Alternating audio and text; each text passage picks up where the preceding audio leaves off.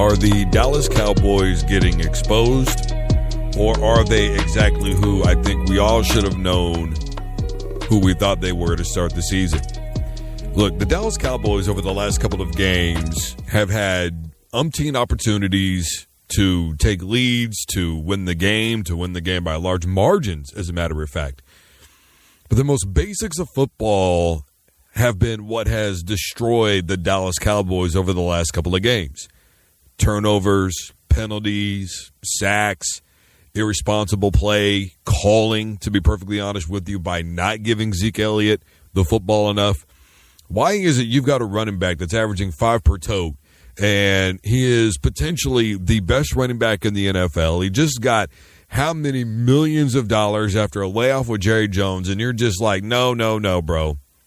No, we're not going to give this guy the football more than 12 or 15 times a game. There's just no reason for that. And look, I understand you want to keep the tread on the tires, and I get all that. But to be conservative with a guy like Zeke really blows my mind. And Zeke has been very unselfish.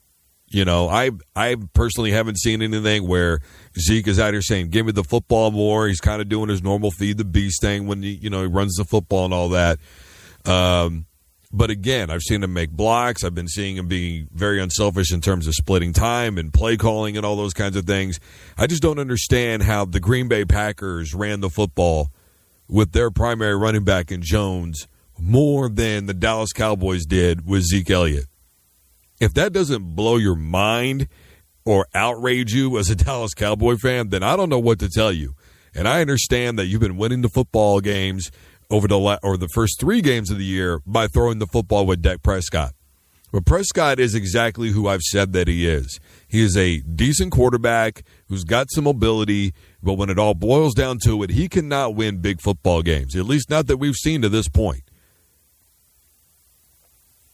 I understand he's got a playoff win under his belt. So does Tim Tebow. Put that in perspective for a minute. All right? The reality of Dak Prescott is, and one of the things that I've said about him was the thing that I did like was that he takes care of the football. Yesterday, that was a glimmering example of the antithesis of that. Now, obviously, a drop pass to a wide-open receiver in the end zone, not your fault. The other 2, very clearly his fault. And again, though, that's the execution overall of the football team. An opportunity to score, you miss it because of the inability to just play basic football. And I understand that a lot of people are going to talk about this offensive line. Well, you know how you take pressure off of the offensive line?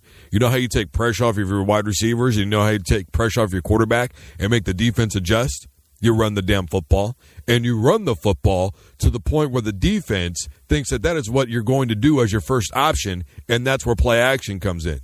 That's where the Green Bay Packers have established themselves to football teams so far this season. Their running game really hasn't been spectacular. I mean, yesterday was pretty good against Dallas, but it hasn't been really spectacular up until that point. But defenses have conceded to the run, and that's what's left Aaron Rodgers open on a lot of throwing plays. And he didn't play great yesterday. Look, the Cowboys lost the field position battle. They lost the turnover battle.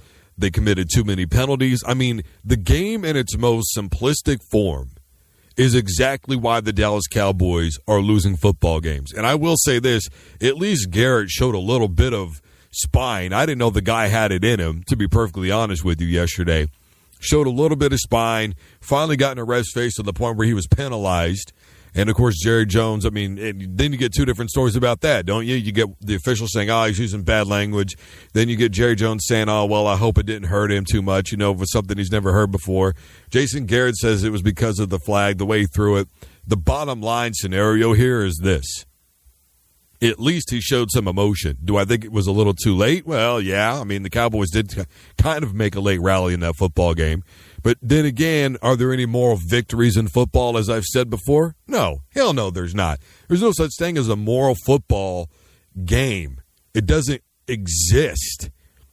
You lose, you lose. That's it. There's only one column that matters, and the Dallas Cowboys game is the exact reason why over and over and over and over and over again I have talked about how much I hate statistics, because statistically the Dallas Cowboys dominated that game. If you put your finger over where the turnovers are and you just look at all the yards that they gained, you'd go, how the hell did they not win this football game?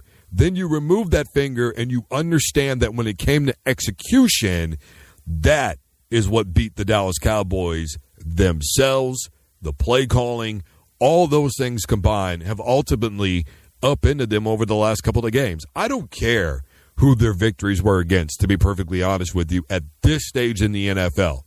Because at this stage in the season, these teams are just now getting to October. They're just now getting into a rhythm, and most of these teams are just now beginning to figure out who they are offensively, defensively.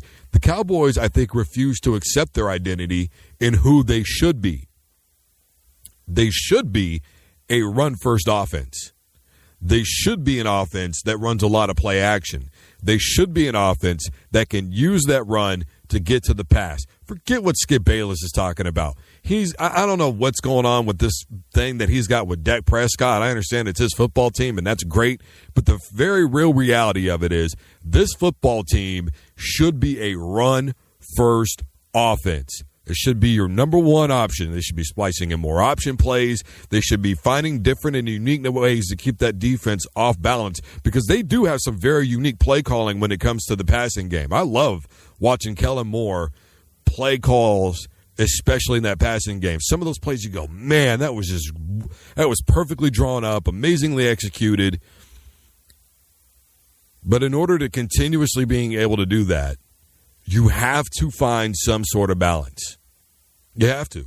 Because if you don't, you will self-destruct under the one thing that leads you there.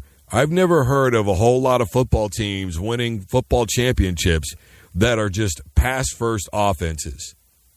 They light you up for 400 yards of offense, and that's how they win football games through the air. Even when they do have those attacks, you look at maybe the 49ers with Steve Young and John Montana, they still had some balance in the running game with Tom Rathman, Ricky Waters, et cetera, et cetera.